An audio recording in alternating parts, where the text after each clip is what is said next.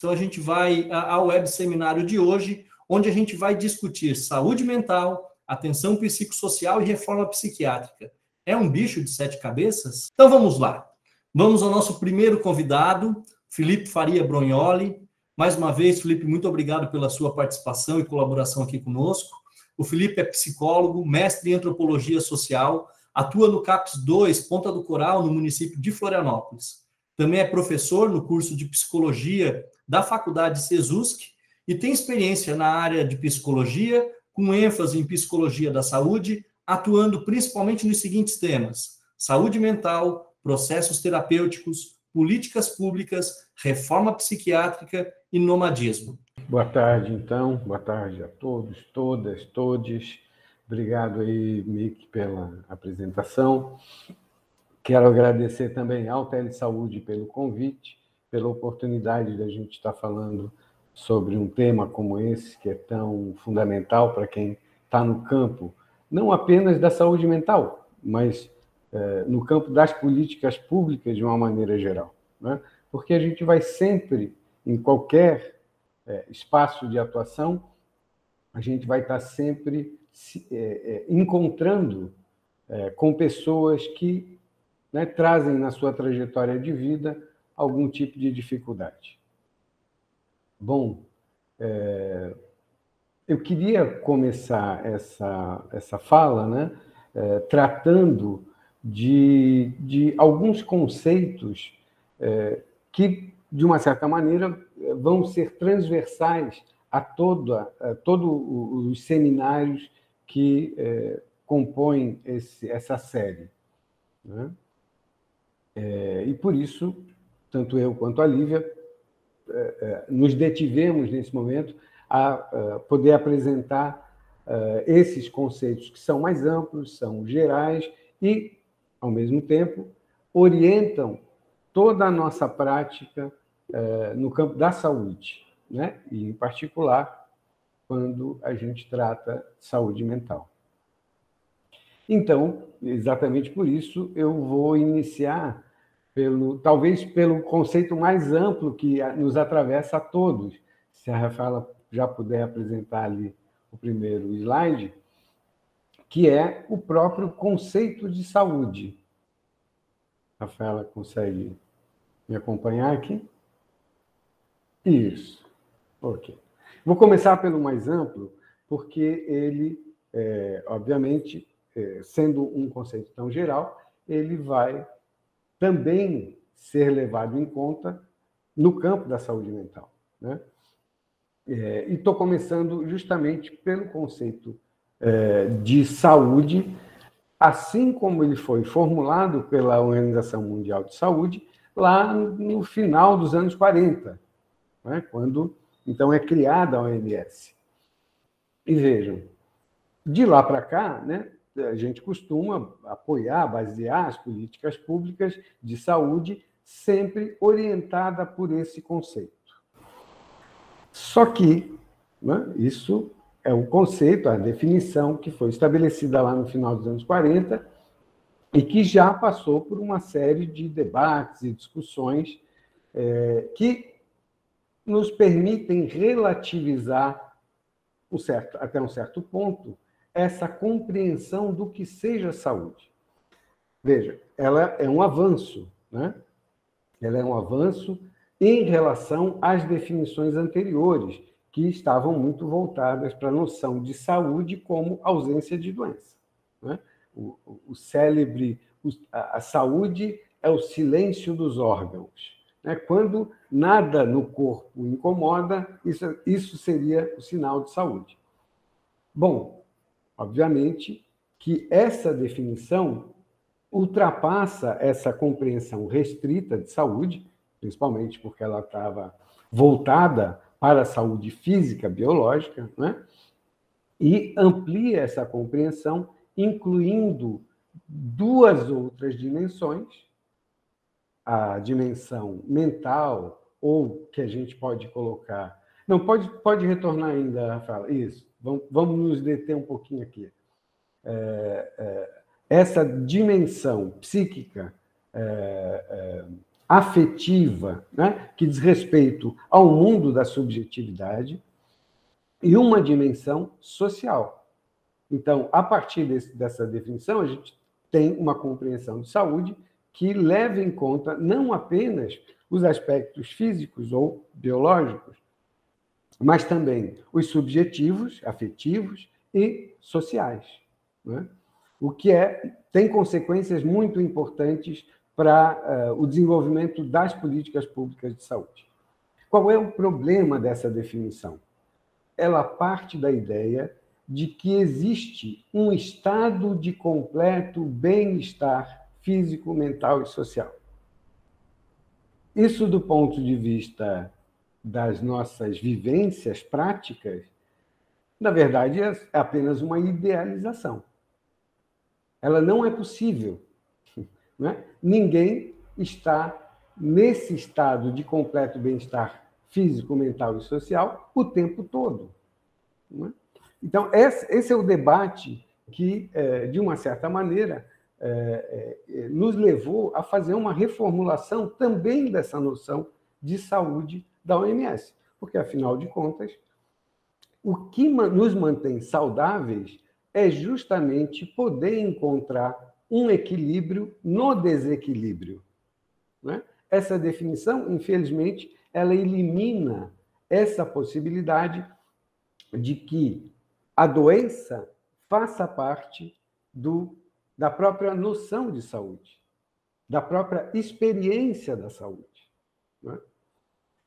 Se a gente for pensar aqui de uma maneira estrita, novamente, só no aspecto físico, a gente vai ver que o nosso organismo, o nosso corpo, só funciona por desequilíbrio. E isso é o que o mantém vivo. E nunca um estado estável, né? O nosso coração, ele contrai e se expande, ou seja, né, ele alterna o estado, produzindo sempre um desequilíbrio. E, enfim, todas as outras funções orgânicas dependem desse desequilíbrio o tempo todo.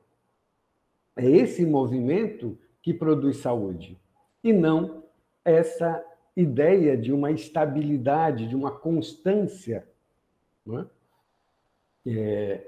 Na verdade, a gente pode dizer, a única condição humana em que há essa constância, essa estabilidade, contraditoriamente, é na morte, não é? Na morte, sim, aí estaremos todos lá num estado de completo bem-estar físico, mental e social. Então, por isso a gente pode dizer, tranquilamente, que o lugar mais saudável do mundo é um cemitério, né? Porque lá todos estão nesse estado de completo bem-estar, dessa estabilidade. Então, estou chamando a atenção para isso, né? Que a experiência do adoecimento faz com que a gente tenha que reagir a esses agravos à saúde, e isso, de uma certa maneira, tem efeitos sobre a nossa capacidade de resposta. E é isso, então, que vai ser, na verdade, a melhor definição de saúde, que é a capacidade de responder aos agravos, né?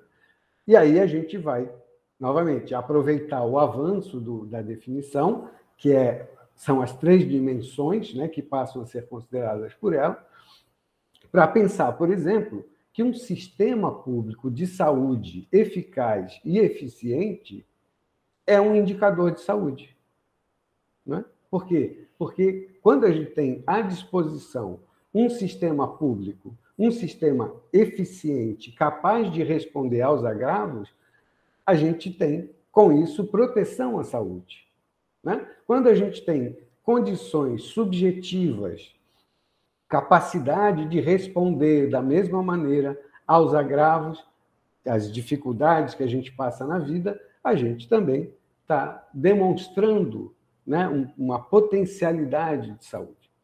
Então, nesse sentido, a gente pode repensar o conceito de saúde para que, inclusive, a gente possa compreender saúde mental de outra maneira. Rafaela, pode passar o slide? E aí, então, a gente tem essa discussão que foi capitaneada principalmente por esse filósofo da saúde, que era o Georges Canguilhem, que vai discutir melhor essa diferença entre o normal e o patológico. Então, uma das primeiras contribuições que ele vai nos oferecer, que é a extensão disso que eu estava dizendo, né? A saúde é entendida por referência à possibilidade de enfrentar situações novas, pela margem de tolerância ou de segurança que cada um possui para enfrentar e superar as infidelidades do meio. Essa é uma expressão que é engraçada, mas né, faz referência a isso. Aquilo que, do meio, representa algum tipo de risco ao sujeito. E aí não é só o meio externo, dá para dizer assim, né? Não é só o ambiente que nos circunda. Né? Então, quando o Canguilhem vai discutir o normal e o patológico, ele está colocando essa questão. Saúde, na perspectiva dele, é essa capacidade que cada um de nós tem de estabelecer regras novas para a sua vida de acordo com as condições em que ele está vivendo. Então, isso é um ponto de partida extremamente importante. Nos permite deslocar um pouco aquele anseio normativo que o conceito de saúde tradicional e também o de saúde mental vai nos colocar. Né? Há sempre uma perspectiva normativa para dizer exatamente o que é saúde e o que não é, o que é doença, o que é outra coisa, e que serviria para todos os seres humanos. Então, é outro aspecto que a gente precisa considerar, porque também do Canguilhem, né, ele está nos apontando isso. Não existe uma noção universal de saúde. Né? A noção de saúde, o estado, a experiência da saúde está ligada a essa possibilidade de eu responder a essas situações, a esses agravos, ou, como ele diz, as infidelidades do meio. E mais um outro aspecto ainda, também colocado pelo Canguilhem, que é a necessidade, um alerta, a necessidade de a gente não confundir normal com saudável. São coisas diferentes. Né? O normal é uma medida estatística. Né? O saudável leva em conta esses aspectos da capacidade de resposta. Então, a gente nunca pode confundir uma coisa com outra, justamente para evitar essa normatização da noção de saúde. Claro que estou me referindo aos profissionais que trabalham especificamente no campo da saúde, né? E têm o seu contato direto com os pacientes no dia a dia, que precisam estar atentos a essa, vamos chamar assim, subjetividade do que representa a saúde. E da saúde tomada de uma maneira muito singular. Né? Então, esse outro apontamento que o Canguilhem vai fazer, o normal não é necessariamente saudável, né? É um alerta que nos permite estranhar, no mínimo, vamos dizer assim, o nosso modo de vida. Né? A maneira como a gente passou a definir como normal e que muitas vezes é justamente aquilo que nos adoece, aquilo que nos faz sofrer. Né? Uma pessoa que tem que trabalhar 10, 15, 18 horas por dia para sobreviver pode ser considerado normal, mas com certeza não é saudável. Né? Mas isso é algo que na nossa cultura do Ocidente, regida aí pela lógica do capital, não é considerado normal. Né? Afinal de contas, a pessoa está lutando pela sua vida, está batalhando, está demonstrando, claro, inegável que ela tenha, né, esteja com capacidade de resposta, mas não necessariamente isso promove saúde. Certo? Então, ok. Passemos, então, à noção de saúde mental, já também orientados por essas advertências que o Canguilhem está nos mostrando. Pode passar? E aí retomamos o conceito de saúde mental da OMS, a noção, na verdade, né? Ele não é um conceito exatamente rigoroso, mas é uma noção. A OMS, já muito mais recentemente, já há cerca de 20 anos atrás, passou a definir assim a saúde mental. Um estado de bem-estar em que o indivíduo percebe suas próprias habilidades, pode lidar com o estresse normal da vida, ou seja, a vida normal tem estresse, né? Ela não é um mar de rosas, ela não é um processo sem infidelidades, não é um processo sem surpresas e coisas inesperadas. Pode trabalhar de forma produtiva e é capaz de dar uma contribuição para a sua comunidade. Então, essa é uma definição que está nos balizando aí no campo das políticas públicas em saúde mental e leva em conta, então, desde os aspectos fisiológicos, biológicos, até os psicológicos e os sociais. Né? Recupera aquela ideia lá, aquela ideia da definição de saúde proposta nos anos 40 e acrescenta outros elementos, levando em conta, não explicita ainda a questão da saúde mental ser também a capacidade de resposta, mas ela já amplia um pouco mais ainda a perspectiva. Né? Então, nós vamos seguir com essa noção de saúde mental da OMS, porque ela cumpre o seu papel. Né? Não podemos seguir. E aí, então, a gente vê que no século passado, também a partir da Segunda Guerra Mundial, ou seja, no final dos anos 40, sobre o cuidado em saúde mental, começa a surgir uma série de questionamentos. Né? Estou falando da Europa, obviamente, que é onde que foi o continente que sofreu de maneira mais violenta os efeitos da Segunda Guerra Mundial.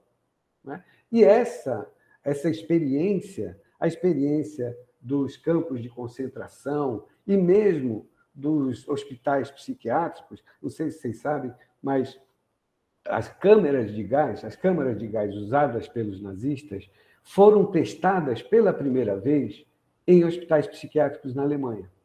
Né? Os doentes mentais que viviam nessas instituições foram as primeiras cobaias das câmaras de gás.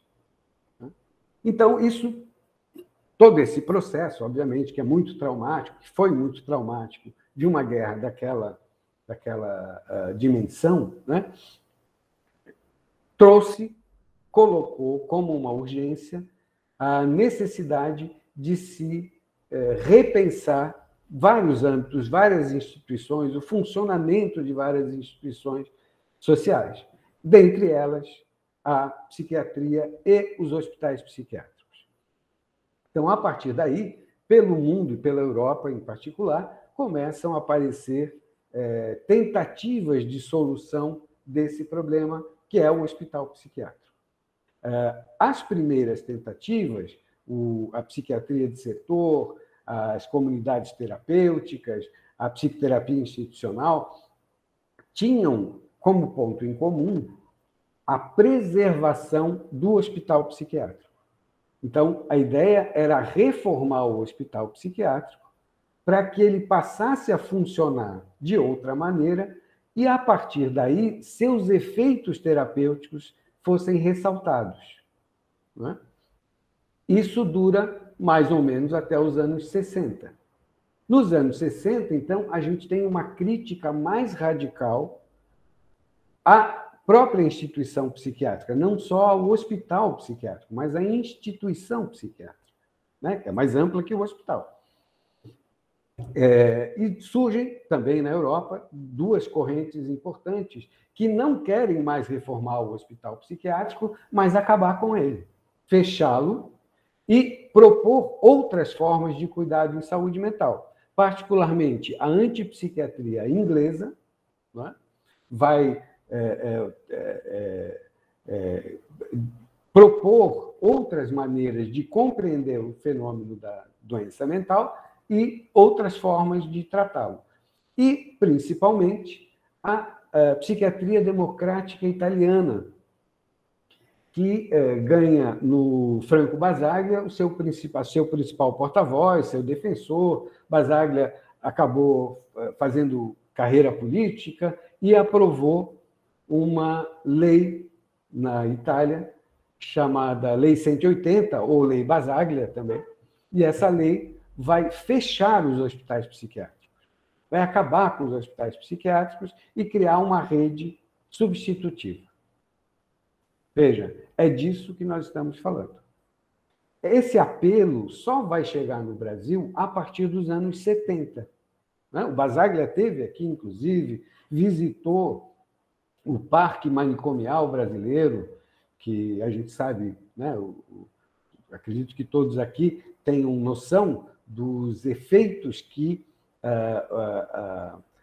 um sistema de saúde, de cuidado em saúde mental, apoiado unicamente no hospital psiquiátrico como recurso, a gente viu no que isso resultou, né? Nos manicômios, onde as pessoas entravam e não sabiam se saíam, né? Dentro deles, se passou a incluir todo tipo de gente, não só doentes mentais, inclusive doentes mentais. Mas dentro dele tinham mulheres que se opunham, de alguma maneira, à autoridade paterna, tinham deficientes mentais, deficientes físicos, pobres, dependentes químicos, presos políticos. Não é? Ou seja, o hospital psiquiátrico se tornou esse loqueiro que a gente viu funcionando no Brasil como praticamente o único recurso de saúde pública para tratar saúde mental. Não é? Sendo que, dentro dele, então, tinha toda essa variedade, inclusive doentes mentais. Isso durou no Brasil até os anos 70, veio desde o início do século até os anos 70, e aí sim a gente começa com uma discussão sobre o funcionamento da rede de saúde mental no Brasil, que não era rede nenhuma, né? Era um conjunto de hospitais psiquiátricos espalhados pelo país. Aqui nós temos Santa Catarina, tem a Colônia Santana, que todos aqui devem conhecer, que era um marco representativo desse processo. Os grandes hospitais colônia, né? Que ficavam lotados com todo tipo de condição, né? E não tinham resolutividade nenhuma, né? Sua função principal era a restrição da circulação social dessas pessoas. Então, elas se tornavam muito mais asilos e prisões do que propriamente instituições de saúde. Bom, nos anos 70, a gente começa a mudar isso, né? Logo na década seguinte, então, a gente tem duas primeiras experiências fundamentais que vão marcar o restante do processo disso que a gente está chamando de reforma psiquiátrica, que é a experiência em Santos, na cidade de Santos, com uma intervenção na Casa de Saúde Anchieta. A Prefeitura Municipal de Santos fez uma intervenção nessa, era chamada de Casa de Saúde, mas, na verdade, era um loqueiro onde as pessoas eram depositadas e sofriam todo tipo de violência que a gente possa imaginar. Essa intervenção, então, resulta na criação dos NAPs e depois dos CAPs, né? Já com uma intenção inovadora em termos de cuidado em saúde mental. E a outra experiência, em São Paulo, aí sim já com a abertura daquilo que passou a ser chamado do primeiro CAPS do Brasil, que é na região central da cidade de São Paulo, e que serviu de modelo para muitos outros CAPs pelo Brasil. Então, essas duas iniciativas, nos anos 80, vão dar origem à política de saúde mental. Simultaneamente, a gente tem circulando no Congresso Nacional uma lei que, semelhante à Lei Basaglia, né, que propunha a reestruturação de todo o sistema de atenção à saúde mental. Essa lei só foi aprovada em 2001, que é já modificada, né, porque ela passou 12 anos dentro do Congresso Nacional sendo negociada. O que foi aprovado foi um substitutivo dela. Então, ela foi bastante modificada. Mas, originalmente, ela propunha também o fechamento dos hospitais psiquiátricos num período que eu não tenho mais certeza, acredito que eram 10 anos. Isso não aconteceu, né? Convivemos com os hospitais psiquiátricos aí até hoje, e, atualmente, eles ganharam, inclusive, uma bonificação. Depois a gente pode tratar disso. Bom, esses aspectos históricos, então, é para que pudesse introduzir a ideia da reforma psiquiátrica, que é isso que aconteceu pelo mundo inteiro. Para nós, né, foi se consolidando a partir dos anos 80 e se consolida mesmo com a Lei 10.216 em 2001. Né? Mas o professor Paulo Amarante, lá da Fiocruz, do Rio de Janeiro, nos alerta para esses dois aspectos de toda a reforma psiquiátrica. Em primeiro lugar, ela é um processo social complexo.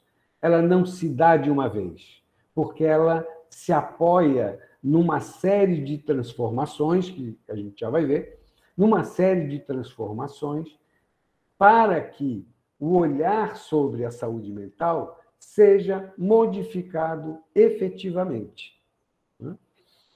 E dentro desse processo é complexo, porque ele envolve muitos aspectos, não só da vida das pessoas, né, e dos profissionais, mas também envolve uma série de recursos que precisam, de uma certa maneira, conversar entre si, que é a ideia da intersetorialidade. Ou seja, saúde mental não é um problema exclusivo do campo da saúde. Né? Para a gente ter saúde mental, a gente precisa ter política de educação, a gente precisa ter política de trabalho, geração de trabalho e renda, a gente precisa ter política de cultura e arte, a gente precisa ter política de assistência social, enfim. Né? O campo da saúde mental, ele é um campo intersetorial, ele não é exclusivo da saúde. Então, isso é um aspecto que a gente não pode perder de vista também. Pela complexidade das situações que a gente encontra, a gente precisa de recursos de várias políticas públicas, e não apenas da saúde, porque não se trata apenas de um problema de saúde. Além do que, né, a nossa definição de saúde lá do início é de uma concepção ampliada.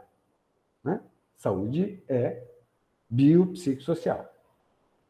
Então, o professor Paulo Amarante, para discutir isso, para propor uma discussão sobre esse processo, que não é um evento, não é um momento, é um processo, né?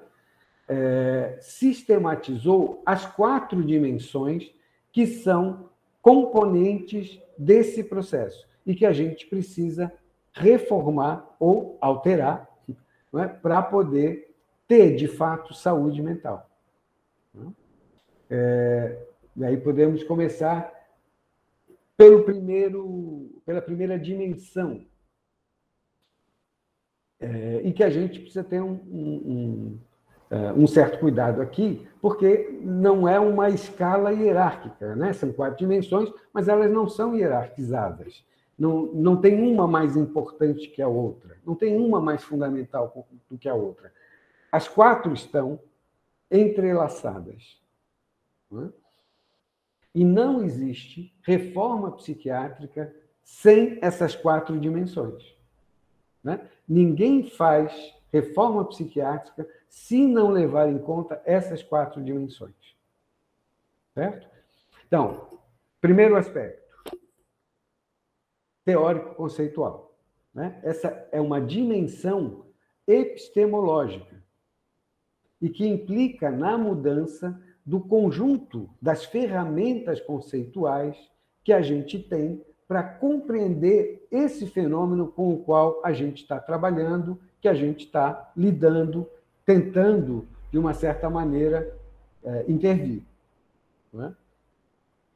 A primeira grande mudança epistemológica ou conceitual é essa ideia da doença mental.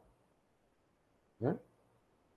A doença não propriamente vai ser negada, não é?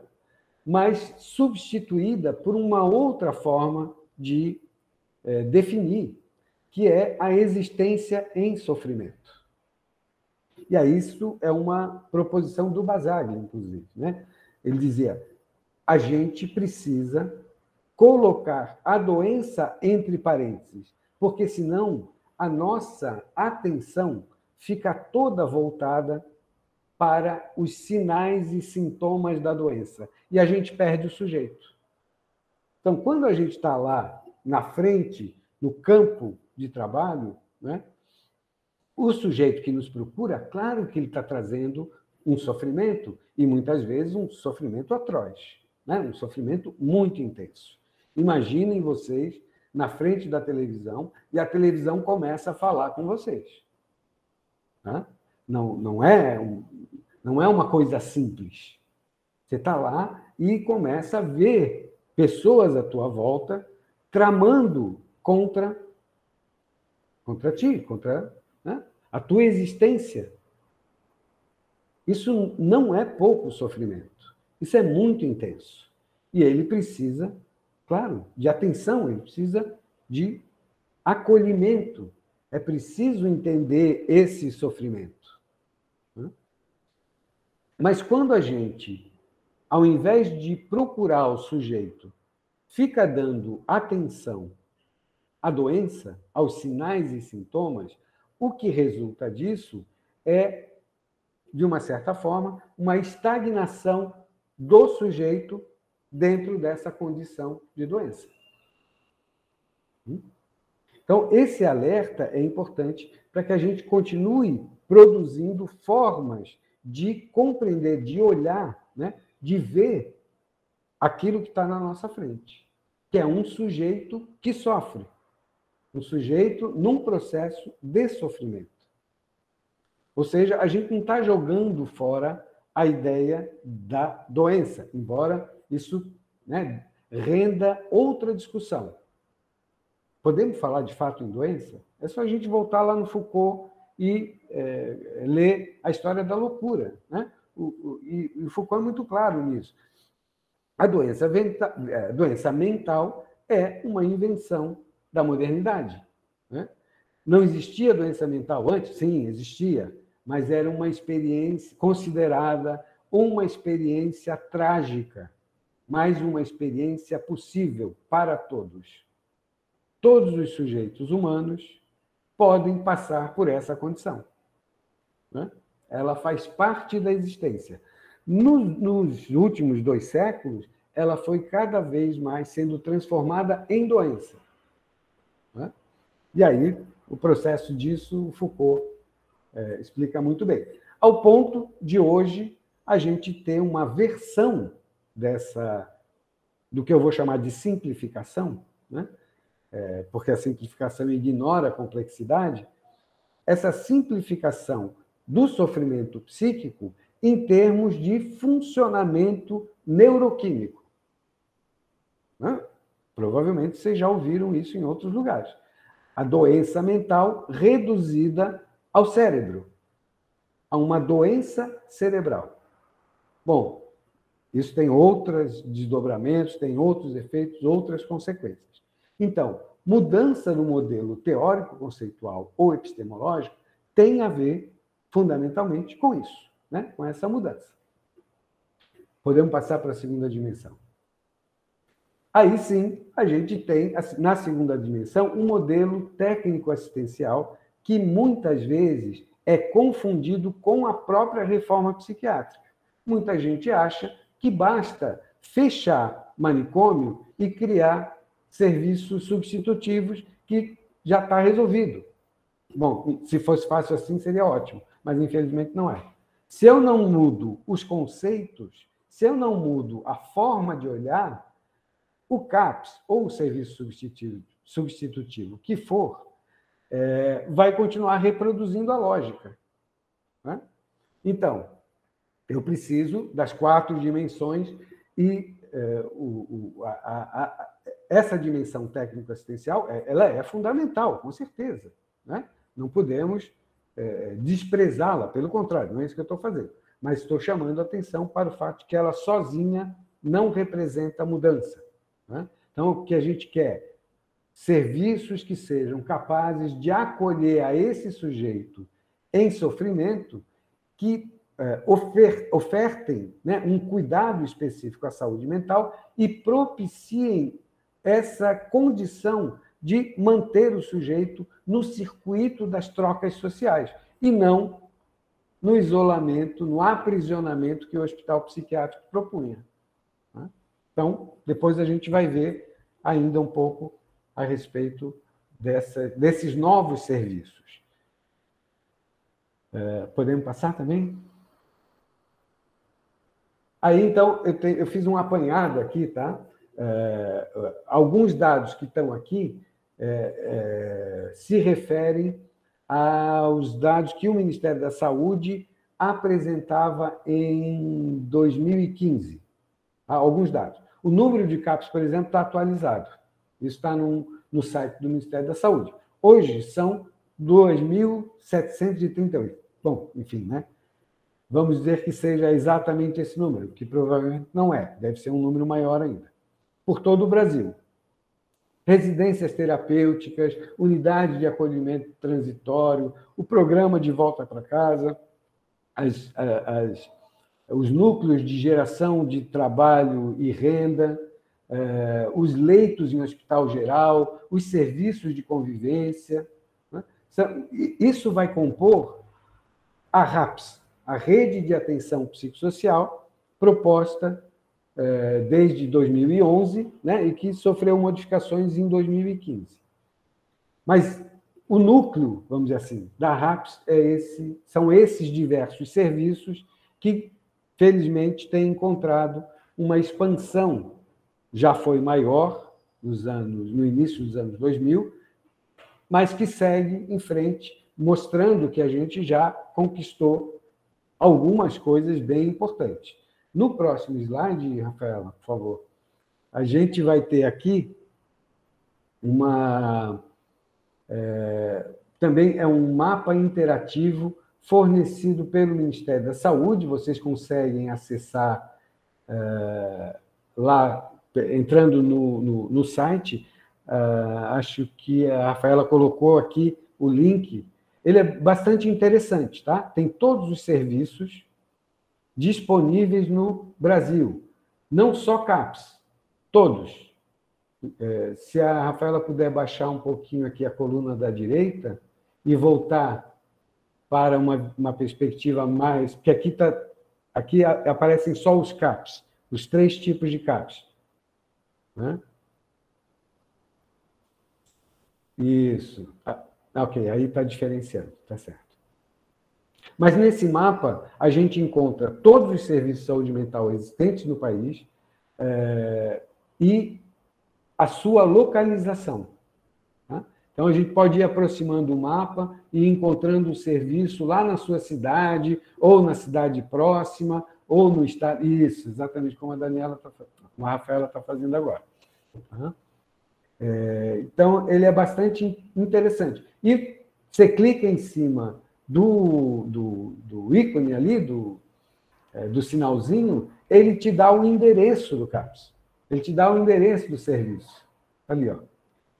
Avenida Jaime Stefano Becker, no CAPS AD, Areia de São José. O CAPS AD de São José. Tá? Vê se tem o telefone também. Acho que não. Bom, mas enfim. É um recurso que eu achei bem interessante, está bem mapeado, né? Que só queria disponibilizar para vocês. Obrigado, então, Rafaela. Podemos voltar lá para a gente ver a terceira dimensão. 5 minutinhos. Beleza, obrigado. A terceira dimensão, então, é jurídico-política, né? Que diz respeito a essa transformação importante na condição jurídica desse sujeito que é chamado de louco, né? E, juridicamente, a gente sabe, ele pode ser invalidado. Né? A ideia aí é considerar a pessoa com transtorno mental, o louco, como sujeito de direito.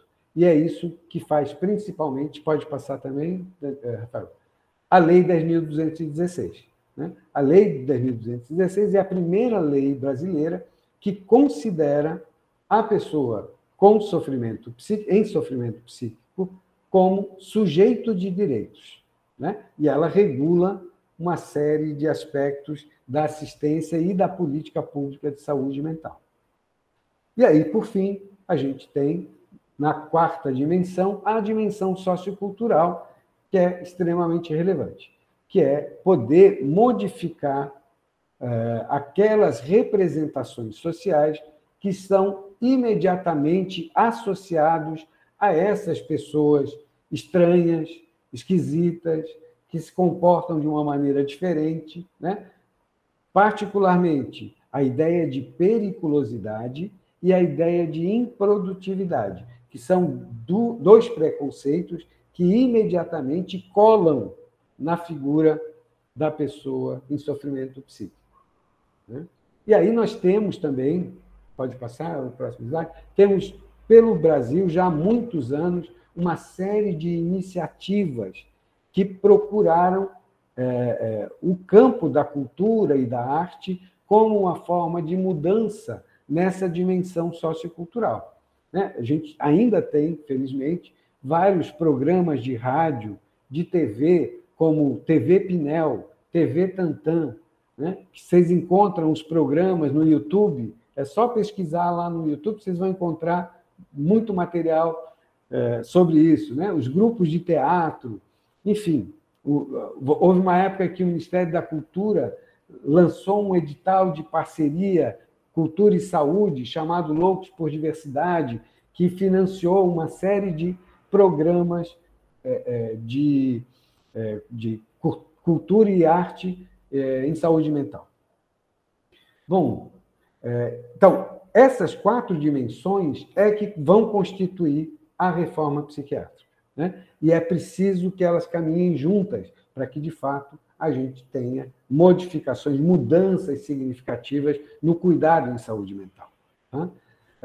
A Lívia, agora, ela vai tratar dessa compreensão daquilo que orienta a reforma psiquiátrica. Ok? Obrigado, então, pela atenção, pessoal.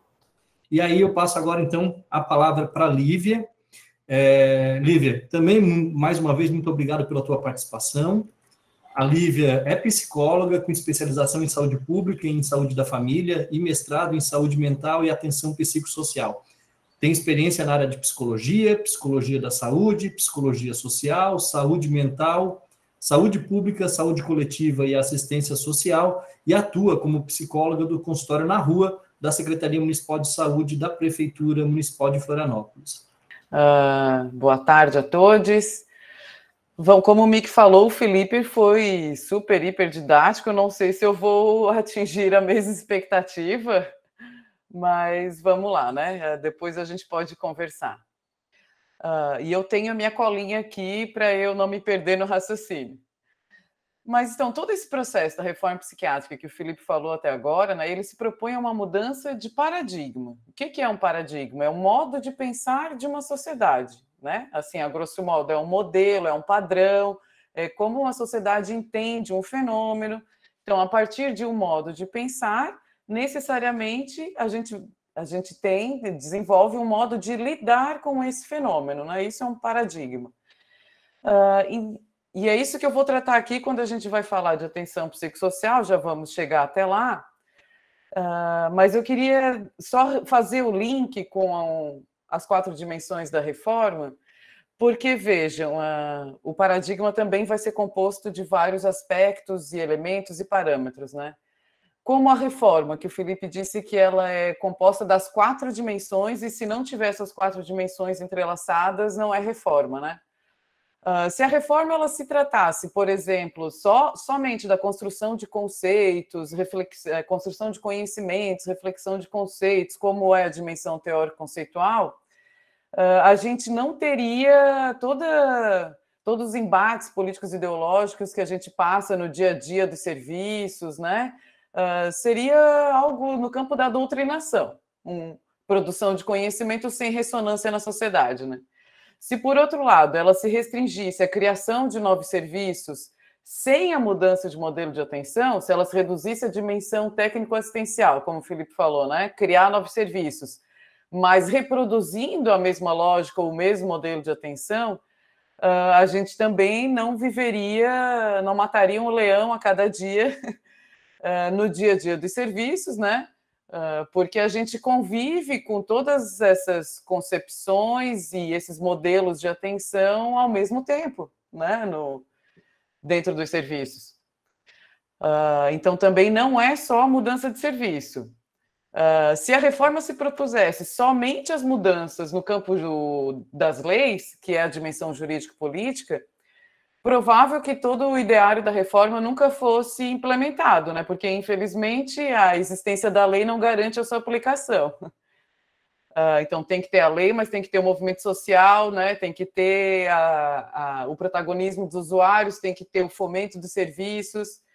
E, por fim, se a reforma psiquiátrica se reduzisse à sua dimensão sociocultural, a gente poderia voltar a séculos atrás e viver aquela era em que existia como é que se diz? A exibição da aberração dos loucos para entretenimento dos sãos, né?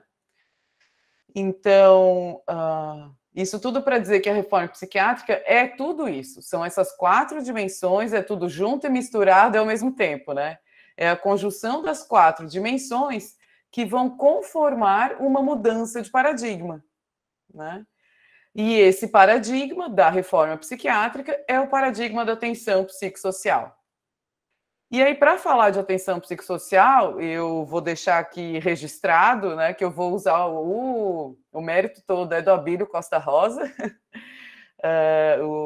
e eu usei como base um artigo dele, que ele escreveu, um capítulo de livro que ele escreveu lá nos anos 2000, o livro Ensaios, Subjetividade e Sociedade. Tá? Então, como a gente quis dar um caráter mais teórico para esse primeiro seminário, porque a ideia é que os próximos sejam mais da ordem da prática, do manejo, do dia a dia, né? Mas como não se faz prática sem teoria, a gente quis dar um caráter mais teórico nesse primeiro, e aí fica aí a indicação da referência que eu usei, que é esse capítulo de livro do Costa Rosa de 2000. Porque é ele que cunha o conceito atenção psicossocial, né? A reforma psiquiátrica, essa trajetória ali que o Felipe falou, que começou no fim dos anos 70, com as primeiras experiências dos anos 80 aqui, né? A gente diz que ela começou como uma prática sem teoria, né? Porque foi nesse afã de indignação, das denúncias, dos maus-tratos e hospitais psiquiátricos, né? O Paulo Amarante faz toda a trajetória da reforma psiquiátrica de forma linda e biográfica, né? Porque ele participou disso. Então, foi nesse afã assim, de indignação também, né? Dos maus-tratos e da violação de direitos humanos, né? Que um manicômio produz, um manicômio instituição, um manicômio equipamento, um manicômio mental, né? Que foram sendo inventadas práticas. E aí, a partir dessas práticas, é que foi se criando uma teoria, né? Eu não quero me antecipar, mas então, se outrora a reforma psiquiátrica começou como uma prática sem teoria, hoje, em 2022, a gente tem um calhamaço de produção científica, né? Técnico-científica, cultural, depoimentos, relatos. Bom, tem toda uma produção que já sustenta, teoricamente, isso que a gente faz no dia a dia, né? Então, a atenção psicossocial, ela surge por uma proposta do Costa Rosa, e pode passar, Rafa? E ele chega na definição do paradigma da atenção psicossocial, destrinchando os parâmetros, os elementos dos paradigmas presentes nas práticas em saúde mental, naquela época. Imagine, esse artigo é dos anos 2000, então ele faz uma análise, né, histórica até lá. Ele analisa os parâmetros e elementos das práticas presentes na saúde mental para comparar essas práticas e comprovar, digamos assim, ou propor que as novas práticas em saúde mental já estavam e já estão baseadas e sustentadas num paradigma novo, que é o paradigma psicossocial. Já dei o spoiler, eu ia falar isso só no final, mas vamos lá.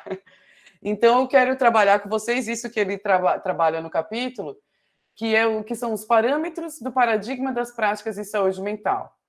Para a gente entender o que conforma um paradigma, né? Quais são os parâmetros. Analisando cada prática, então, ele vai analisar as concepções do objeto e dos meios de trabalho, qual o objeto dessa prática e qual os meios, os instrumentos, né, que essa prática utiliza para lidar com esse objeto, as formas da organização do dispositivo institucional, que daí tem a ver com as relações interinstitucionais, né, a dimensão organizacional da instituição, as relações de poder, os fluxos de decisão, as formas do relacionamento com a clientela, né, como que a instituição se relaciona com os usuários e a população, quais as possibilidades de trocas e de vínculo ou não, né, e quais as formas dos efeitos dessas práticas, quais as formas dos efeitos típicos em termos éticos e terapêuticos, né, de cada uma dessas práticas. Afinal de contas, qual o fim político e social dessas práticas e dos respectivos paradigmas, né, a serviço de quem e do que elas estão aí, né? Pode passar. Então, eu vou começar com o parâmetro da concepção do objeto e dos meios de trabalho. Talvez assuste esse slide, mas eu achei didático, porque para entender um paradigma é importante comparar com outro. Eu acho que o Abílio fez isso, né? Para propor um paradigma, ele foi comparando com outro. E aí o modo auxiliar é velho conhecido nosso, né? Ele é o modo básico do paradigma psiquiátrico, né? Do que a gente fala de psiquiatria tradicional, psiquiatria biológica, como é que eu vou dizer? Que também é velho conhecido nosso, porque está... não me vem a palavra, mas tem a ver com o modelo biomédico, aquilo que a gente discute, né, em saúde pública, tem a ver com o modelo biomédico, vem de uma ciência positivista, né? Então, o modo asilar é o modo básico do paradigma psiquiátrico, que a gente já vai ver que é velho conhecido nosso, e o modo psicossocial é o modo básico do paradigma psicossocial que, então, surgiu com essas novas práticas em saúde mental de lá para cá, né? E que hoje, então, já tem um corpo teórico. Vamos lá. Qual que é o objeto do modo asilário, né, do paradigma psiquiátrico e do seu modo asilário? A ênfase toda é dada nas determinações orgânicas, né? A ênfase dos problemas é que toda a determinação é orgânica, e se eu entendo, né, como no caso da doença mental, se eu entendo a doença mental como um problema orgânico, neurofisiológico, de desequilíbrio de transmissores, qual vai ser o meu meio de trabalho, né, entendendo e dando ênfase na determinação orgânica, o meu meio de trabalho será o medicamento, né? Se a doença mental é um desequilíbrio neurofisiológico, o meio de trabalho vai ser o remédio. está presente pouca ou nenhuma consideração da existência do sujeito, se vocês puderem ir acompanhando ali no slide, né? Então, diferente daquilo que o Felipe dizia, né, de colocar a doença entre parênteses, isso é o que está presente no modo psicossocial, a gente já vai ver. No modo asilar, o sujeito está apagado, né?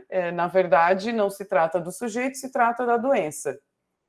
E o que coloca o sujeito num lugar de passividade e de anulação, né? Então, a aposta no modo asilar ainda é que o instrumento de cura é o remédio. O indivíduo é visto como doente, né? Do que decorre uma intervenção individualizante, o problema está nele, e, né, então, é nele que deve ser feita a intervenção, entendendo ele como separado, apartado de um contexto sociofamiliar. Quanto aos meios de trabalho, no modo asilar, num contexto de equipe, o que está presente é uma equipe fragmentada, estratificada, né? Dividida, hierarquizada, o que implica numa atenção fragmentada, né? A equipe, ela até pode ser mas não é multidisciplinar, mas é cada um no seu quadrado. Ela não é né? Ela não é coesa, ela não funciona como uma equipe. Ao contrário, tem eu ia dizer um todo-poderoso. Tem um todo-poderoso que diagnostica, define a conduta, define quais especialistas, quais profissionais o usuário vai precisar, né? Então, tem alguém que é maior que todos e que define isso. E eu faço uma brincadeira, né? O Lacan ele é psiquiatra, psicanalista, né, francês, e para falar de psicose, ele diz que o analista tem que se colocar numa posição de secretário do alienado. No modo asilar, eu diria que os profissionais não médicos estão colocados como secretário do alienista, os secretários do médico, né? Então, a determinação dos problemas continua na prática sendo biológica e a eficácia do tratamento ainda depende da química, né?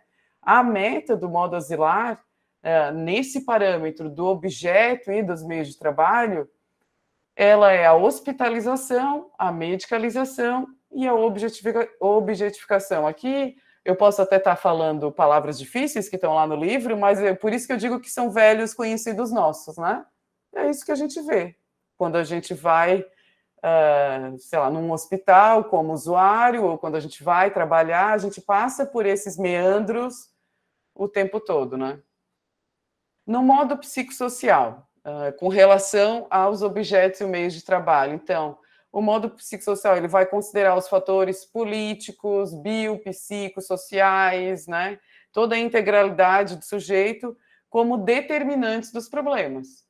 E aí a ênfase vai ser dada a todos esses fatores e a cada um desses fatores de forma singular, né? A cada situação.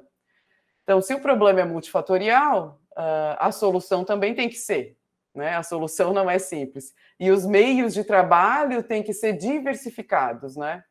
Por isso que se a determinação é multifatorial, é político, social, biológico, cultural, os meios de trabalho têm que ser CAPES, ambulatório, hospital, centro de convivência, toda a rede de atenção psicossocial, né?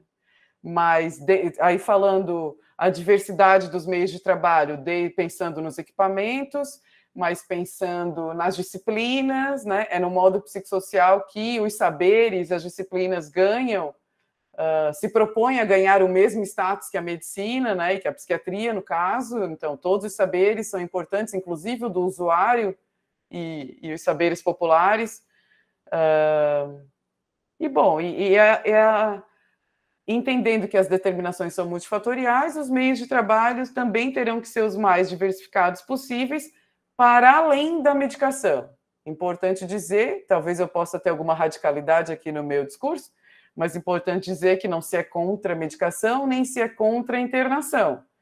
O que a gente quer é colocar a importância em cada fator, em cada determinante, garantindo, e aí também não adianta, não é na perspectiva de homogeneizar, não, porque vocês vão ver lá mais para frente que no modo psicossocial a gente tem que garantir a singularidade de cada um. Então, para uma pessoa pode ser que o determinante maior seja biológico, para outro é o contexto social que está inserido, para outro, né, é a falta de recurso subjetivo mesmo. Então, na verdade, nenhum determinante é mais importante que o outro, todos eles estão presentes, e quem vai dizer por onde ir, por onde atuar, por onde começar, é cada um dos sujeitos. Também ainda, então, no modo psicossocial, é fundamental atribuir a importância ao sujeito, que é um pouco isso que eu já estava adiantando, né? A sua problemática, as suas queixas, e as suas potencialidades e possibilidades de solução estão presentes no sujeito, né? Se considera ele como meio de trabalho, ele é o participante principal, né, do seu cuidado. Nesse modo, então, entende-se o sujeito como inserido num contexto familiar e social, né, diferente do modo asilar, o que implica necessariamente na inclusão da família e do meio social no seu cuidado, né? Também não é, eu quero dizer, não é só teoria, né? Não é dizer, vamos entender o sujeito no seu meio, inserido no seu meio. Isso é fácil e bonito dizer na teoria, mas não é para ser só teoria, né? Isso é para, se o entendimento é esse, que tem que se entender o sujeito dentro do seu contexto sociofamiliar, isso tem que estar presente na prática, né? Porque é isso que eu dizia antes, senão é mero falatório. Então, é meio de trabalho incluir a família e intervir no meio social, né, da pessoa em sofrimento psíquico, da pessoa que está necessitando de um cuidado, né? Então, nesse modo, a loucura e o sofrimento não devem ser removidos, muito menos a qualquer custo, não devem ser removidos a qualquer custo, né? Como acontece no modo asilar. Por quê? Porque a loucura e o sofrimento psíquico, né, eles são entendidos como parte da existência humana, aquilo que o Felipe adiantou. A loucura é um estado da alma e o sofrimento é da condição humana, né? Na verdade, faz parte da nossa condição, são constitutivos, né? E aí, a partir de uma concepção como essa, de que o processo saúde e doença tem a ver com um modo... É a partir da concepção como essa e de que o processo de saúde e doença tem a ver com o posicionamento do sujeito, né, em relação aos seus conflitos, que o modo psicossocial visa, enquanto meio de trabalho, uma mudança subjetiva desse sujeito, o reposicionamento subjetivo, né? Então, não é a remissão de sintomas, não é a objetificação, aquilo que estava presente do outro lado, né? Ao contrário, mas é o acolhimento a esse desconhecido, que é o sofrimento,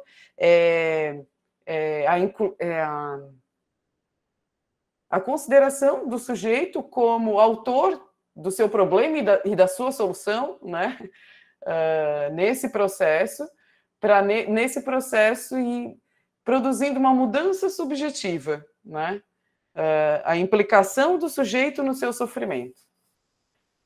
O meio de trabalho no modo psicossocial, pensando num contexto de equipe, né?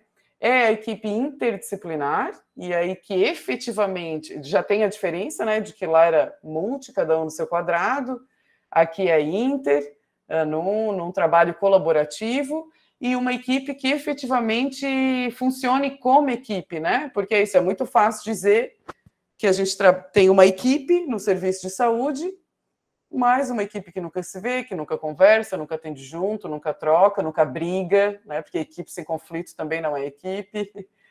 Então, é uma equipe que efetivamente funcione como equipe e que inclua os diferentes saberes, mesmo fora do campo psi, né? Ou da saúde. São as novas práticas da reforma psiquiátrica, né? É com isso que vai conformando o paradigma psicossocial, que é incluso, e tem a ver com a dimensão sociocultural da reforma, né? que são inclusos, então, os outros saberes, arte, cultura, teatro, né? Por isso que a gente tem no CAPES, por exemplo, uma gama um leque de possibilidades de ações e atividades, né? Artísticos, culturais, comunitárias e tudo que produza vida, né? Vamos lá, pode passar. Eu não sei se vocês estão me acompanhando, é meio ruim ficar falando sozinha, mas vamos lá. Vamos para o segundo parâmetro, então, né, que está presente num paradigma, que é o parâmetro das formas. Tá massa, muito obrigada. É o parâmetro das formas da organização do dispositivo institucional, né, que é aquele parâmetro que fala das relações interinstitucionais, das relações de poder, dos fluxos de decisão. No modo asilar, primeira coisa, qual que é o equipamento típico do modo asilar? É o hospital psiquiátrico, né? E aí também já é velho conhecido nosso, né? A gente tem 300 anos aí de psiquiatria tradicional, de hospital psiquiátrico. Com certeza alguém já visitou, já foi, se não por crise própria ou para visitar um familiar, já deve ter ido como estudante da saúde, já que somos todos da saúde aqui. Então, também é velho conhecido nosso. Bom, viajei aqui um pouco. Mas como que está colocadas as relações nessa instituição, né? Não, pode voltar. As relações, mais um. As relações são verticais entre trabalhadores e entre os trabalhadores e os usuários, a população. Já apareceu isso na discussão anterior, né? As relações de poder e saber, elas são altamente estratificadas, né, entre os trabalhadores. E é legal ver isso, né, que a relação que está estabelecida internamente, intrainstitucionalmente na instituição, entre gestores, trabalhadores, entre os trabalhadores em si, ela é reproduzida na clínica, na prática clínica, né? Então, se a instituição é vertical, é hierarquizada, é autoritária, isso está presente, e a gente sabe que isso está presente no hospital psiquiátrico, né, na prática clínica. A instituição, ela é praticamente uma natureza morta, né? Então, é isso, né, no hospital psiquiátrico. No modo psicossocial, aí não é uma instituição, já é outra diferença importante, né?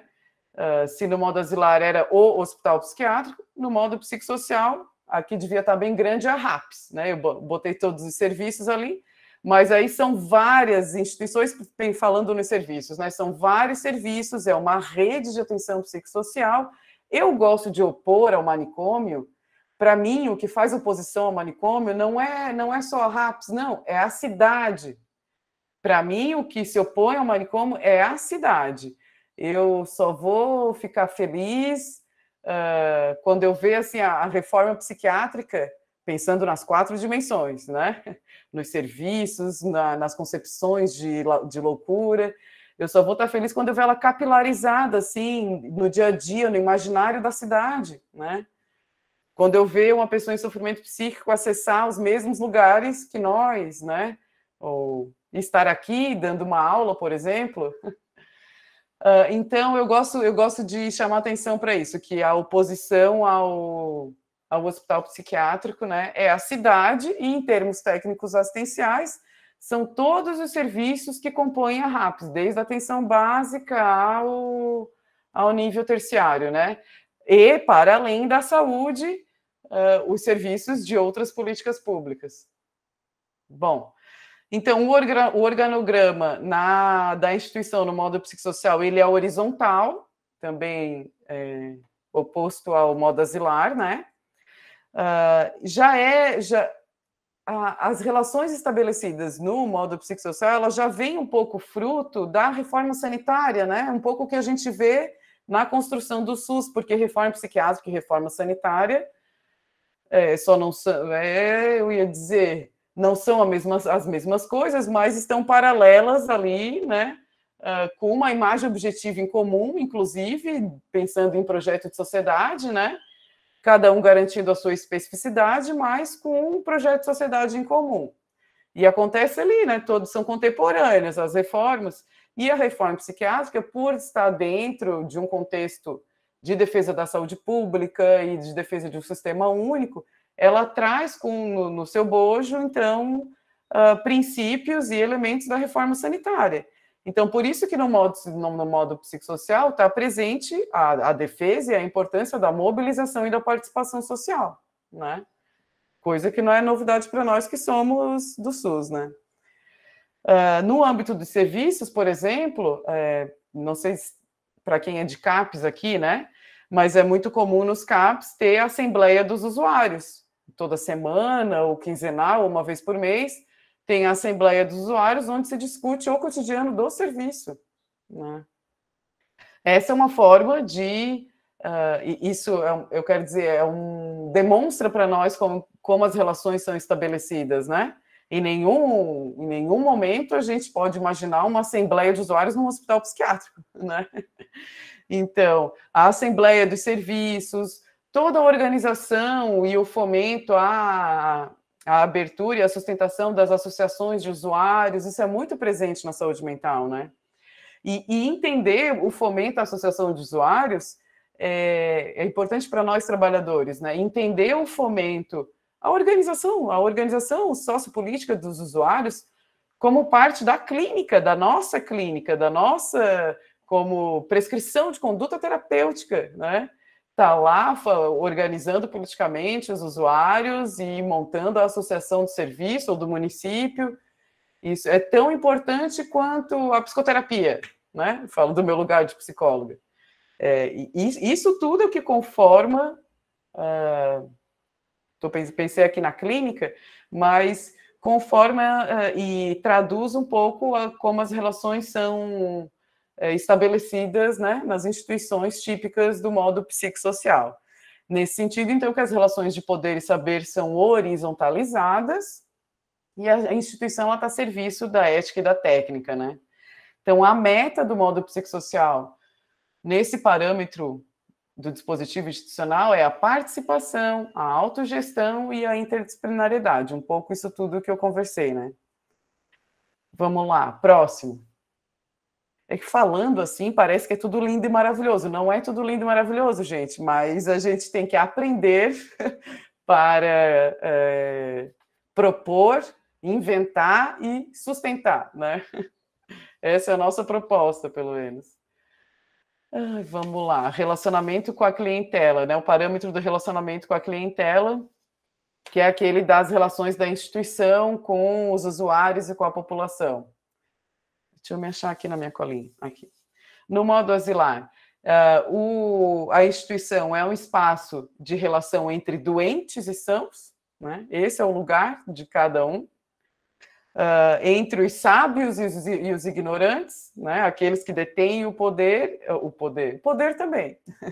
Aqueles que detêm, eu queria dizer, detêm o saber. Mas, nesse caso, saber e poder são a mesma coisa, né? Então, aqueles que detêm o saber e aqueles que serão, tipo aquela noção de aluno, né? Que serão iluminados pelo saber do outro. O hospital psiquiátrico é um lugar de depósito, né? É um lugar onde se enviam as pessoas, os problemáticos, os indesejados, né? Os inoportunos, e se enviam ou para tratar, adaptar e devolver à sociedade adaptados, ou para a exclusão do convívio social mesmo, né? É por isso que o locus é de um locus depositário. Então, no hospital psiquiátrico, que é a instituição típica do modo asilar, né? O diálogo é interditado, né? E o usuário está colocado nesse lugar de imobilidade, de mutismo, né? Então, as metas do relacionamento da instituição com a clientela é imobilidade, mutismo e estratificação da atenção, né? As relações são verticais e tutelares. Eu mando, tu obedece.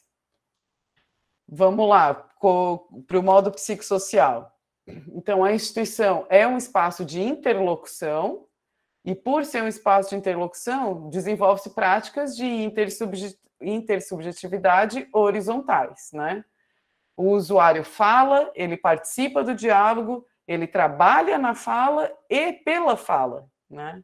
É efetivamente um espaço de diálogo e não um inquérito ou um monólogo, né? Porque no asilo, no hospital psiquiátrico, o usuário até pode falar, quando fala, né? Porque não é a regra é pelo mutismo, mas quando fala é naquele lugar de inquérito, né?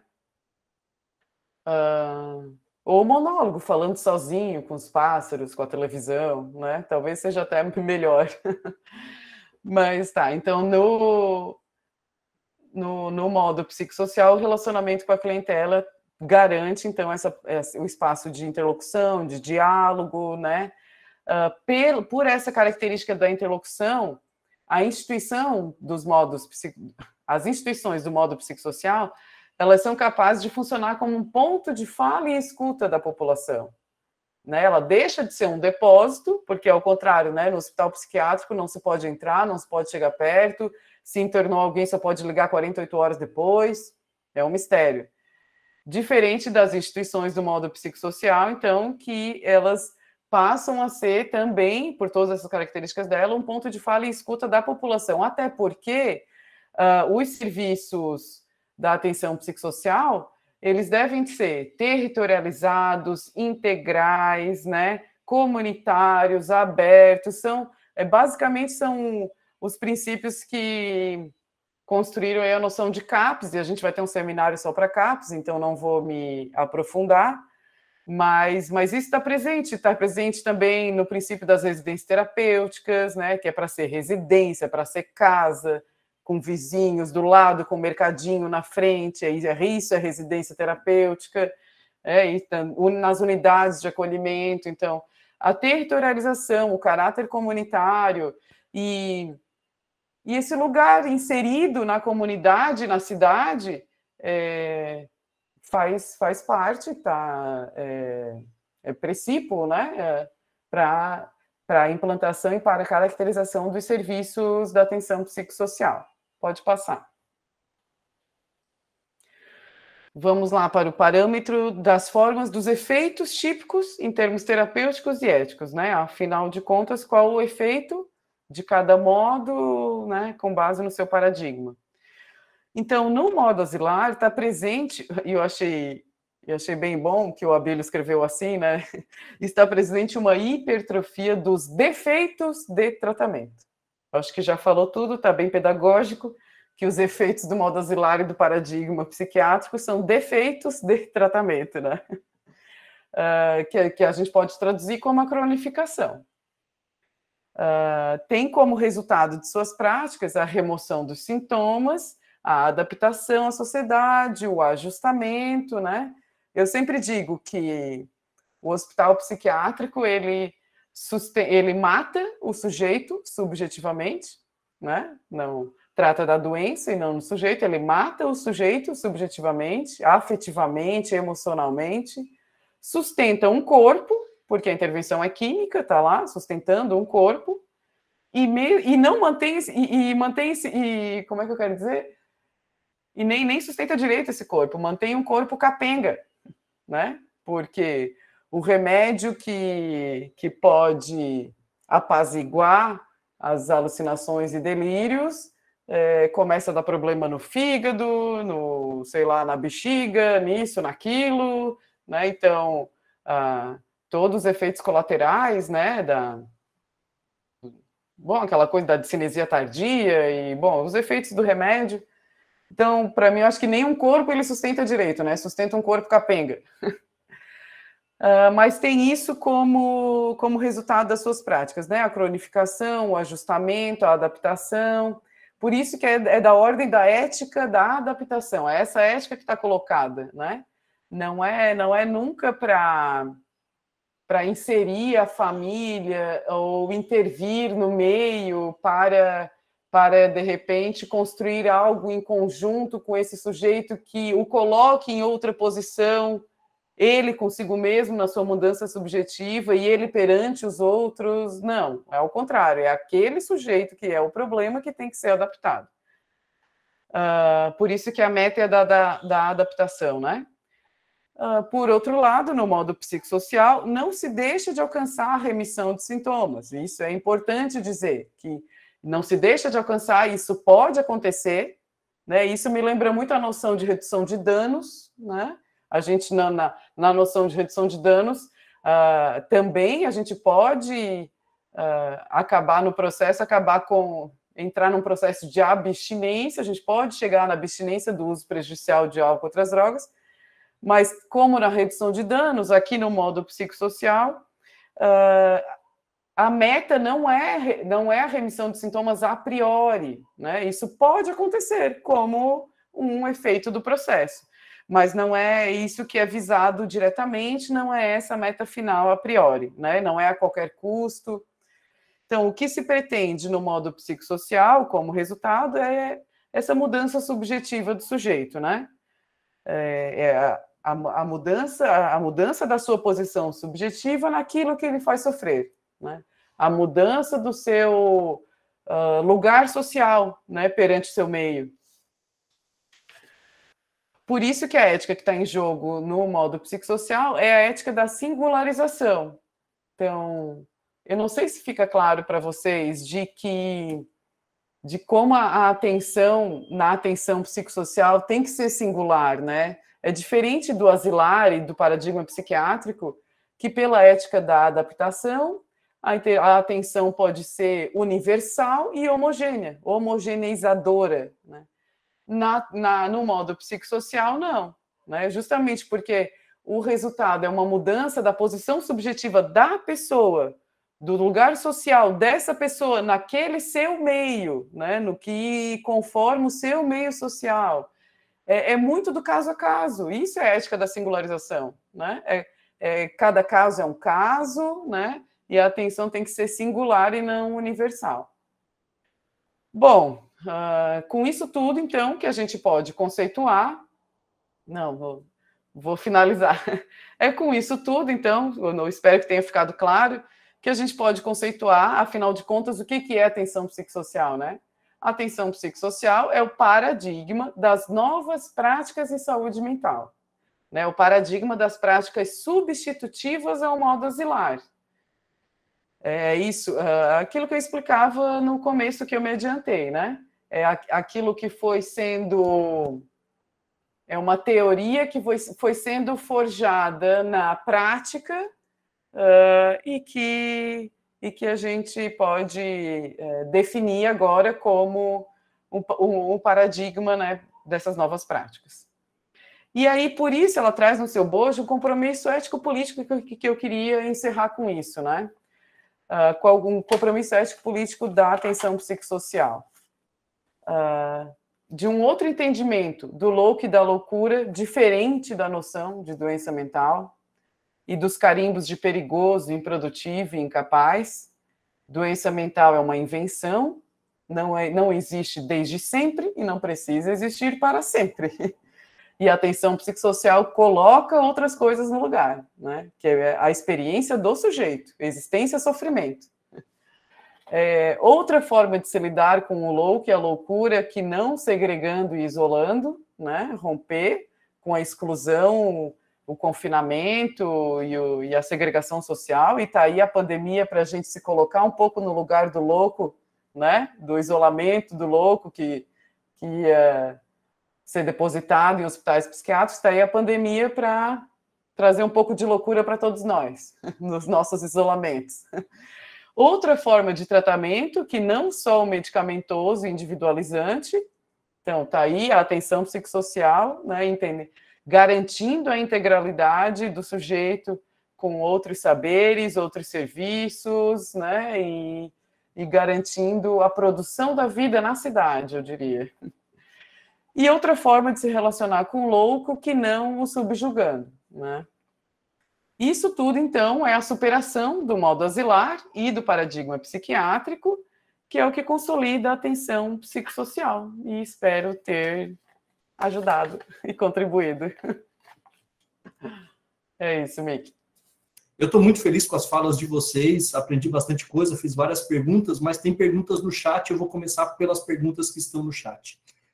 A Flávia Cristina de Faria, ela colocou: sou estudante de psicologia, então, primeiramente, muito obrigada pela excelente palestra. Minha dúvida seria de como vocês enxergam o crescente investimento nas comunidades terapêuticas e como isso pode influenciar a reforma psiquiátrica atualmente. Abro para os dois, Felipe e Lívia, quem quiser tecer algum comentário, fique à vontade. Começo eu? Ok. Então, eu acho que esse é um problema bastante grave que tem nos assolado, né, com mais intensidade nos últimos anos, eu diria. Não é novo, propriamente, né? A gente sabe que a maior parte das comunidades terapêuticas no Brasil são regidas por algumas igrejas, notadamente do campo evangélico. Não são todas, né, mas a maior parte delas, a esmagadora maioria, tem relação com alguma religião. E isso implica num tratamento a partir das concepções religiosas. Né? Claro que é importante ter dispositivos de atenção integral, como numa comunidade terapêutica. Isso eu não nego, e na história da atenção brasileira ao uso abusivo de substâncias, as comunidades terapêuticas foram ganhando espaço justamente porque o governo federal não tomou iniciativas nesse sentido, né? Então, ficou uma brecha que as comunidades terapêuticas trataram de ocupar. E infelizmente, nessa perspectiva de uma intervenção, principalmente de caráter moral, né? Eu lembro quando começou a discussão sobre a inclusão das comunidades terapêuticas na RAPS, por exemplo, foi uma pressão política, né? As RAPS foram criadas em 2011, a Rede de Atenção Psicossocial. A primeira portaria da RAPS é criada em 2011, e as comunidades terapêuticas já estão lá, já aparecem na primeira versão da RAPS. Depois, ela tem uma modificação em 2015 e outra em 2017. Mas as comunidades terapêuticas já estavam lá desde 2011.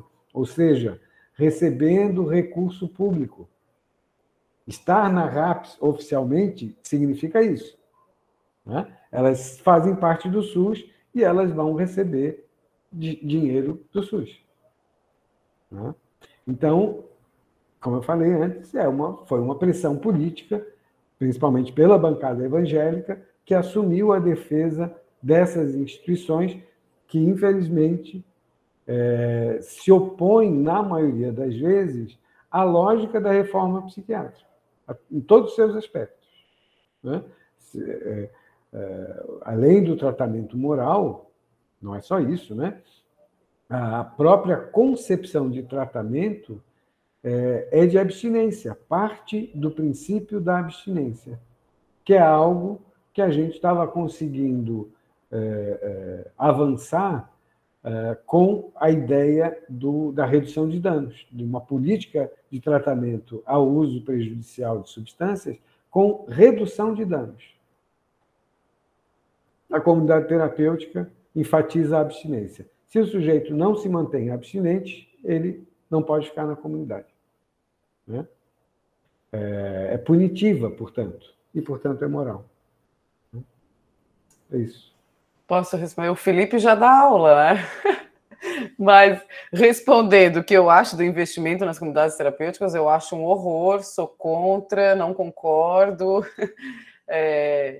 No mínimo, assim, para não jogar no lixo, o que eu posso dizer é que as igrejas, porque é isso que o Felipe dizia, né? A grande maioria são de igrejas, templos, sei lá, das religiões, têm como é que é? A livre iniciativa para fazer o que quiserem, mas sem depender e sem mendigar recurso público, não é? Então, eu sou contra o investimento de recurso público nas comunidades terapêuticas, primeiro porque viola um dos princípios que é a laicidade do Estado. Né? Só por isso, não vou nem falar em reforma psiquiátrica e nem atenção ao uso prejudicial de outras drogas. Só por violar aí o princípio da laicidade do Estado, eu já, como cidadã, já não concordo. E aí, como profissional, psicóloga, militante da saúde mental, também sou contra por toda a proposta de tratamento que as comunidades oferecem, né? Que é isso que o Felipe dizia, daí é contrária à reforma, é baseada na disciplina, espiritualidade de trabalho, que traduza-se acho que agora eu ia ser muito radical. Bom, não vou traduzir não, deixa assim. Vamos para a próxima. Tá certo, vamos lá. O Camilo Freitas Machado, que deve ser meu parente, porque eu também sou Machado, ele coloca que trabalha na cidade com cerca de 3 mil habitantes. Noto que a cidade, sim, é uma oposição ao hospital, mas as relações na cidade estão adoecidas por fenômenos modernos e desigualdades, até mesmo são gênesis da patos psíquica. E aí ele questiona, nesse sentido, a referência muda de saúde e doença na unidade básica de saúde seria de inclusão social, convívio salutar, algo como paz social relativa?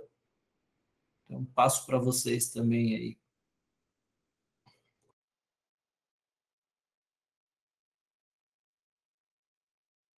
Eu queria alternar a ordem, né? Mas, ok. Eu acho que é bastante complexo, eu não sei se eu entendi o que você está colocando, Camilo. Mas isso que a Lívia dizia, né, da cidade como recurso, obviamente que ela não está falando apenas ou estritamente do espaço geográfico da cidade, né? Mas do quanto a cidade é um espaço de existência, um espaço existencial, onde a gente acessa recursos, onde a gente estabelece redes de relações, onde a gente cria para nós mesmos um território. O território nunca é meramente objetivo. Né? O território não é um espaço geográfico, não é um espaço físico. O território é o espaço físico apropriado subjetivamente. Então, eu entendo que a cidade tem essa dinâmica, né, da apropriação subjetiva. A mesma cidade, para cada pessoa, vai soar de uma maneira, né, uma maneira completamente diferente. Se a gente andar pelo centro da cidade, olhando as pessoas que vivem na rua, você vai ver uma outra cidade que normalmente você não vê. O que é que elas estão fazendo, como que elas se comportam, para onde que elas vão, entende? Porque normalmente, né, as pessoas andam na cidade sem olhar para isso, porque esse tipo de perspectiva da cidade não lhes interessa. Ok? Isso não é uma crítica, né? É uma constatação, vamos dizer assim. A gente anda pela cidade, né, dando ênfase, olhando para aquilo que nos interessa, que de alguma maneira faz sentido. Né? Se a gente tiver essa oportunidade de tentar forçar um pouquinho, mudar um pouquinho no que prestar atenção, a gente vai descobrir coisas bem interessantes. Outras cidades, provavelmente. Né? E aproveitando a ideia da cidadania, né, que o Mick mencionou ainda há pouco, é importante resgatar essa ideia, que a cidade é o lugar da diferença. Né? A cidade é o lugar da diferença, é a polis. Né? E parte da tarefa política fazer conviver a diferença. Por isso que chama política. Né? Porque é nesse espaço, nesse território, que as diferenças se estabelecem, às vezes se enfrentam, às vezes se unem. Né? Mas a política é isso, né? A política é a possibilidade da gente fazer, conviver, encontrar os caminhos para que toda essa diferença, essas diferentes formas de viver singulares possam viver juntas, sem que a gente saia por aí matando uns aos outros, né? Fazendo arminha e dizendo, olha, aqueles lá não podem existir, vamos eliminá-los. É nesse sentido que eu entendo a cidadania como uma expressão da política. Enfim, e eu acho que a cidade, pelas suas características, é o caldeirão, né? onde essas rivalidades, onde essas cooperações vão se intensificar. Receio ter me afastado daquilo que você estava colocando. Se o Mick puder resgatar. Não, Felipe, eu acho que o Camilo até botou ali no chat. Ele te agradeceu, Felipe. Valeu, Felipe. Olha, ele contemplou sim, Felipe. Ele coloca, né? Noto que as relações sociais no território têm uma resistência enorme, tratando de saúde mental, mesmo sendo o único espaço de agir. E aí ele coloca que assim ele tem a impressão de que ele não atende o paciente, né? A pessoa, mais a cidade, que eu acho que é discutir isso, né? Os problemas que a cidade, pertencentes a essa cidade, esse espaço de convívio das pessoas, o quanto que isso é doentio, né? E o quanto que a gente precisa trabalhar realmente na resolução dessas questões todas para além do sujeito, né? Ou tratando ele como um doente. Imagino que seja muito em cima disso, das reflexões que você estava colocando, Felipe. Lívia, não sei se você quer colocar mais alguma questão aqui. Eu estou contemplada, eu só ia complementar dizendo que a cidade, ela pode ser o nosso meio de trabalho. Pensando aqui em nós, trabalhadores da saúde, como é que eu faço isso na prática, afinal, né? Estou me colocando aqui no lugar de trabalhadora. Não é à toa, por exemplo, que eu uso como sustentação teórica a noção de acompanhamento terapêutico. Fica aí a indicação para vocês conhecerem, mas é uma modalidade de clínica na rua, né? E da rua. Já tem um monte de publicação e livros. Bom, dar uma sustentação teórica, né? Para isso de estar clinicamente na rua, né? Então, a cidade é o meu meio de trabalho. Né?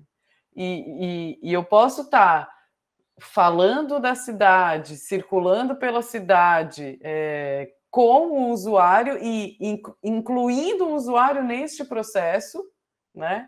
Acho que não é por ele, é com ele. Essa que é uma diferença metodológica da circulação pela cidade, do uso da cidade como meio de trabalho, né? Com o usuário, incluindo ele nesse circuito. Isso vai promover uma mudança do status político-social dele, né? Isso nos dá ferramentas clínicas para essa mudança subjetiva, porque a ideia de que tirar a pessoa... A ideia da exclusão, né? Da psiquiatria tradicional, que tem que tirar a pessoa do seu meio para tratá-la. Isso é uma falácia, né? No meu entendimento, justamente a gente tem que tratar do problema aonde ele surgiu. A solução está ali, né? Está ali onde ele surgiu também. Não adianta tirar o problemático de lá para devolver para o mesmo lugar onde surgiu toda a questão. Então, só isso que me veio à cabeça para complementar. Não, perfeito, Lívia. Se vocês tiverem mais, quem está nos ouvindo aí, nos assistindo, quiser colocar mais alguma outra pergunta ou comentário no chat, fiquem à vontade. Enquanto eu espero as manifestações de vocês, eu vou me aproveitar de não ter mais pergunta para fazer as minhas perguntas, então, Lívia e Felipe. A fala de vocês, em alguma medida, elas foram tratando de processos de avanço, né, nas 4 dimensões que o Felipe trouxe para a gente, e em alguma medida também nas práticas substitutivas do modo asilar, que a Lívia foi apontando também na fala dela. E aí, eu percebo que esse avanço, ele existe, ou ele tem existido, né, principalmente aqui no Brasil, que é o espaço que eu conheço, né? Mas, ao mesmo tempo, aí no finalzinho das falas, acho que foi o Felipe que comentou ali de um retrocesso, Foi na hora que a gente começou a discutir a questão das comunidades terapêuticas, né? Esse retrocesso de uma perspectiva de se conseguir avançar na questão de redução de danos, e a gente tem um retrocesso agora para uma, né, para abstinência. E nesse processo de avanço que a gente tem vivenciado, a gente tem espaço para retrocesso, tem brecha para retrocesso, para além de a gente discutir possibilidades de avanço, a gente ainda precisa estar preocupado com possibilidades de a gente perder muita coisa que foi conquistada até agora. Como é que vocês percebem isso? Quais são os principais perigos que vocês percebem nesse processo? E aí, complementando essa pergunta, a outra questão que eu queria levantar para vocês é, considerando as 4 dimensões, Felipe, que você trouxe, e para você, Lívia, as diferentes práticas substitutivas do modo asilar que você apresentou para a gente, tem alguma delas ali que vocês percebem que ainda carece de maior engajamento, que a gente ainda está precisando remar mais para conseguir avançar em alguma daquelas dimensões ou algum daqueles modos que você trouxe para a gente, Lívia? Eu queria deixar essas 2 perguntas para vocês, hein?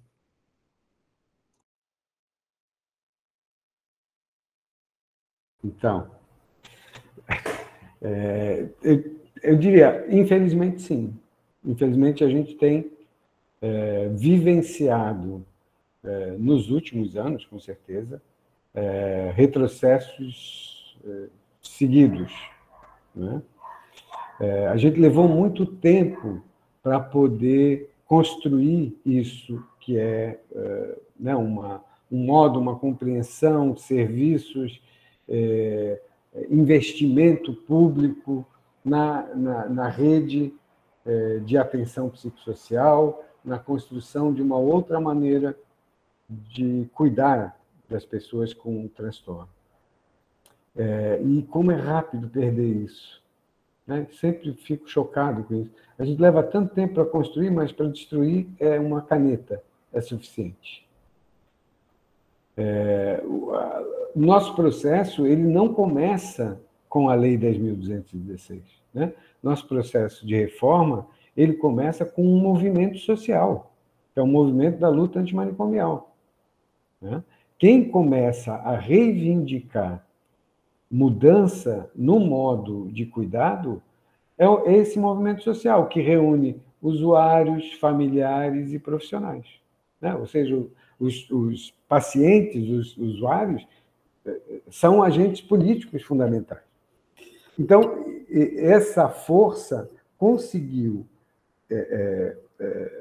colocar como pauta na política pública de saúde mental a transição do modelo, né? A partir de 2001, isso ficou relativamente mais facilitado com a lei. Mas, até então, era um embate constante. E isso vai gerando, né? Vai gerando força, vai gerando capacidade de aglutinação, vai gerando participação de pessoas que antes não participavam, estavam lá internadas, fechadas, trancadas dentro de uma cela, que era comum nos hospitais psiquiátricos terem cela, né?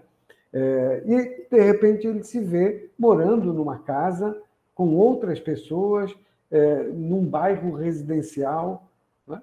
Então, isso foi criando um engajamento fantástico. A partir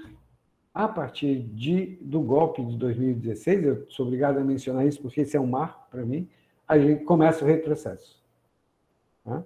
Aí a gente começa a ver... O primeiro retrocesso é a aprovação daquela PEC que colocou limite nos gastos com políticas públicas. Não qualquer política pública, nas políticas públicas sociais, né?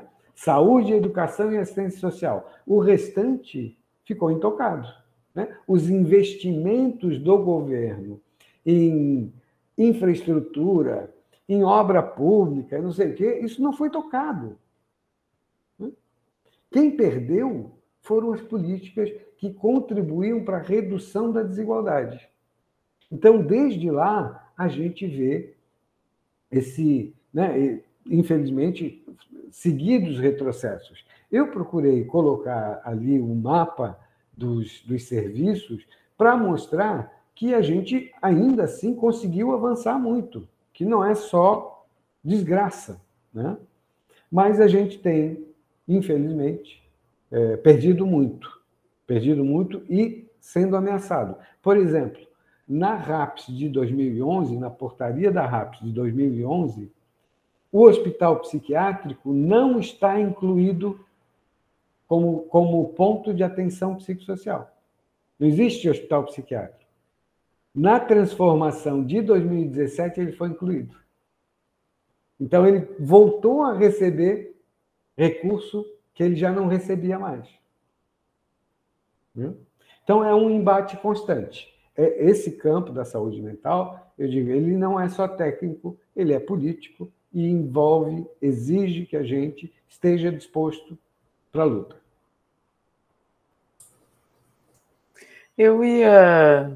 Acho que já está chegando no nosso tempo aqui, né? Mas quando tu fizesse a pergunta para mim, Mick, né? Eu escrevi aqui formação.